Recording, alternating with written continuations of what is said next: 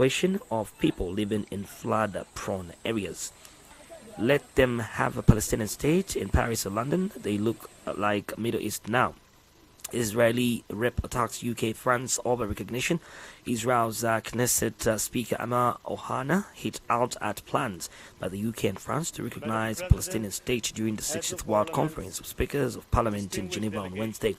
Rewarding Hamas by recognizing a Palestinian state in the light of October 7 will not bring stability, coexistence and cooperation. It will bring more murder of Israelis and Jews if you wish for that, he said.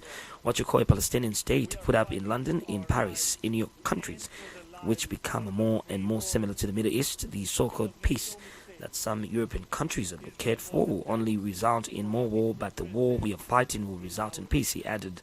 France's Emmanuel Macron said his country would recognize a Palestinian state in September, while on Tuesday, UK Prime Minister Sir Keir Starmer said he would also do so unless the Israeli government takes substantive steps to end the appalling situation in Gaza, agree to a ceasefire and commit to a long-term sustainable peace.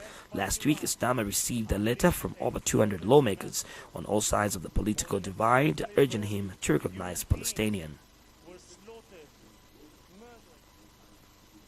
Madam President, heads of parliaments, distinguished delegations, we gather here in this Parliament of Parliaments on the pastoral shores of Lake Geneva, but far away, where I come from, we are fighting for our lives and for the lives of the free world. Because make no mistake, Israel was attacked for what it represents in our region. Far from being a local battle, this is a global struggle between the forces of radicalism, extremism and fundamentalism and those of freedom, liberty and democracy. On October 7th, Hamas, backed by Iran, unleashed a savage massacre. More than 1,000 Israelis, human beings, were slaughtered, murdered, raped and burned alive. Children kidnapped from their beds. Since then, Hamas has brought devastation to Gaza, even as Israel does its utmost to protect civilians, facilitating nearly 2 million tons of humanitarian aid, more than any military in the history of warfare. And let me be very clear about what we are up against.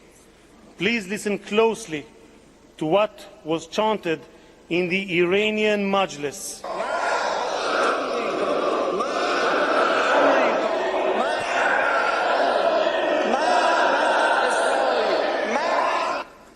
Death to America, death to Israel.